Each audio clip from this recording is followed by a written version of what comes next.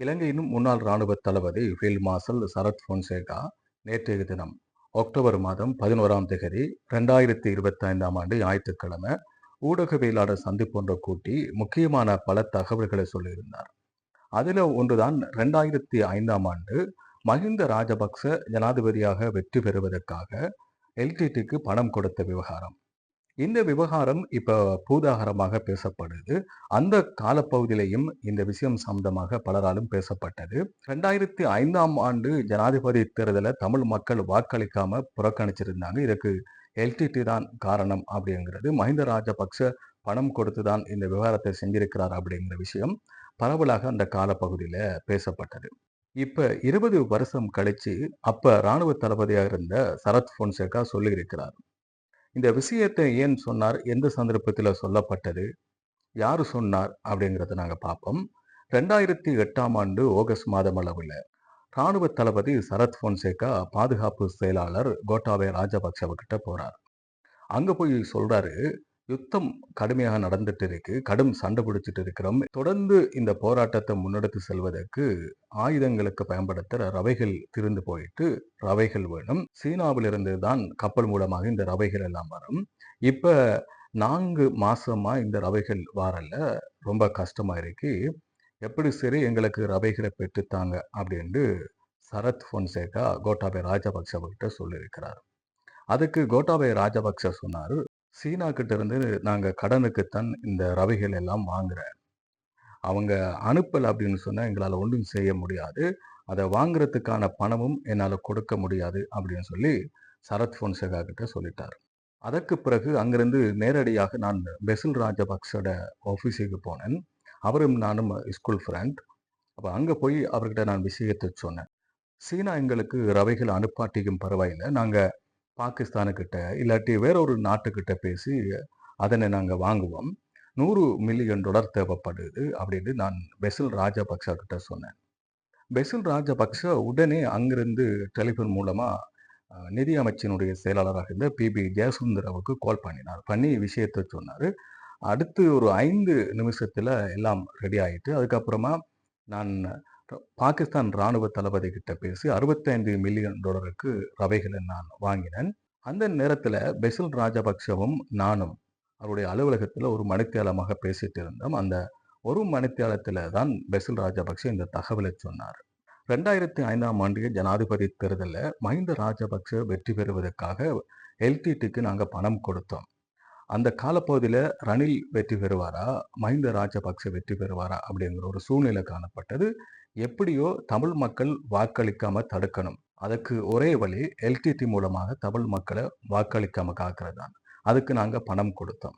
ஜனாதிபதி மஹிந்த ராஜபக்ச வெற்றி பெற்றதுக்கு பிறகு எல்டிடி கிட்ட நாங்க தொடர்பு கொண்டு கேட்டோம். இப்ப நீங்க செஞ்ச உதவிக்கு ஏதாவது கைமாறு செய்யணும். ஒரு நட்பு ரீதியாக கேட்டோம். என்ன வேணும் என்று சொல்லி, அதுக்கு எல்டிடி தரப்புல இருந்து சொல்லியிருந்தாங்க. எங்களுக்கு இப்ப டோரா படகு தேவை. எங்களோட கடற்புலிகளுக்கு டோரா படகு தேவை. அந்த டோரா படகு மலேசியாவில் இருந்தான் வாங்கணும். அதற்கான பணம் எங்களுக்கு தேவை. $2 மில்லியன் பணம் தேவை. அதை தர முடிஞ்சா நாங்க வாங்குவோம் அப்படின்னு சொன்னதுக்கு, உடனே இவங்க ஏற்றுக்கொள்றாங்க. நாங்க அந்த ரிக்வெஸ்ட்டை நாங்க ஏற்றுக்கொண்டு, கிளிநொச்சிக்கு நாங்க பணத்தை எடுத்துட்டு போனோம். $2 மில்லியன் அயல் நாடொன்றிலிருந்து தேர்தல் நடவடிக்கைகளுக்காக தந்த அந்த $2 மில்லியன் எடுத்து கிளிநொச்சிக்கு போனோம். பிரபாகரன்கிட்ட கொடுக்கறதுக்கு. அந்த நேரத்துல மலையகத்தைச் சேர்ந்த ஒரு தமிழ் அரசியல்வாதியும் இருந்தார். நாங்க போய் அதை கொடுத்தோம் என்று பெசில் ராஜபக்ச சரத் பொன்சேகா கிட்ட சொன்னார். அதுக்கு பிறகு சரத் பொன்சேகா சொல்றாரு, இந்த பணத்தை எடுத்து எல்டிடி பாரிய படகுகள், டோரா கப்பல்களை வாங்கி கடற்படை மீது தாக்குதல் நடத்தினாங்க. நீங்க தொலைக்காட்சியில பார்த்திருப்பீங்க. கடற்படையினுடைய கப்பல்கள் கடல்ல மூழ்கிறத. இந்த பணத்தை பெற்று அவங்க வாங்கின அந்த டோரா படகுகள் மூலமாகத்தான் கடற்படைக்கு தாக்குதல் நடத்தியிருந்தாங்க. இதுல 10 கடற்படையினுடைய படகுகள், டோரா படகுகள் கடல்ல மூழ்கியது. இதுல 150 கடற்புலிகள் இறந்து போனாங்க. இதுக்கு பொறுப்பு கூற வேண்டியது மஹிந்த ராஜபக்ச தான். அந்த நேரத்துல யுத்த நிறுத்தமும் இல்ல. கடற்படை, விமானப்படை, தரைப்படை 3 வழியிலையும் நாங்க தாக்குதல் நடத்திட்டு இருக்கிற நேரத்துல எல்டிடிக்கு $2 மில்லியன் கொடுத்து எங்கள் மீது தாக்குதல் நடத்துவதற்கான அந்த டோரா படகுகளை வாங்குறதுக்கு அவர் ஒரு ஆதரவு வழங்கியிருக்கிறார். உதவி செஞ்சிருக்கிறார். இதன் மூலமா இவர் ஒரு தேச துரோகம் செஞ்சிருக்கிறார். இதனால தான் அவர தூக்குல போடணும் அப்படின்னு சொன்னேன். மஹிந்த ராஜபக்ஷ அளவுக்கு கடற்படைக்கு துரோகம் இழைத்தவர்கள் வேறு யாருமே இருக்க முடியாது. இது வேற ஒரு நாட்டில நடக்கும் அப்படின்னு சொன்னா, நீதிமன்றத்தில வழக்கு தொடருவாங்க, குற்றப்பத்திரிகை தாக்கல் செய்வாங்க. அங்க இவர குற்றவாளியாக இனம் காணப்பட்டா மரண தண்டனை வழங்குவாங்க. வடகொரியா, சவுதி அரேபியா போன்ற நாடுகள்ல இப்படி ஒரு சம்பவம் நடந்திருந்தா, தூக்கு தண்டனை வழங்கியிருப்பாங்க. சவுதி அரேபியாவுல இப்படி ஒரு சம்பவம் நடந்திருந்தா, கை காலுகள கட்டி தலைகீழா தூக்குல தொங்க விட்டு அடிச்சு சாகடிச்சிருப்பாங்க. ஏன்டா இது ஒரு தேச துரோக குற்றம் இல்லையா? இதனால தான் நான் இந்த விஷயத்த நான் சொன்னேன். இப்ப இருக்கிற அரசாங்கம், தேசிய மக்கள் சக்தி அரசாங்கமானது ஊழலுக்கு எதிராக செயற்படுறாங்க. சட்டத்த சரியா செய்யணும் அப்படின்னு நினைக்கிறாங்க. இதற்கு எதிராகவும் அவங்க சட்ட நடவடிக்கை எடுத்து சட்டத்தை சரியாக செய்வாங்க அப்படின்னு நம்புறேன் அப்படின்னு முன்னாள் ராணுவ தளபதி ஃபீல்ட் மார்ஷல் சரத் பொன்சேகா சொல்லியிருந்தார். இவங்க பணம் கொடுத்தாலும், அவங்க பணம் வாங்கினாலும் மிகப்பெரிய ஒரு அநியாயத்தை செய்திருக்கிறாங்க அப்பாவி மக்களுக்கு 2 தரப்பும். உண்மையில இப்படி ஒரு சம்பவம் நடந்திருந்தா 2 தரப்பும் மக்களை ஏமாத்தியிருக்கிறாங்க.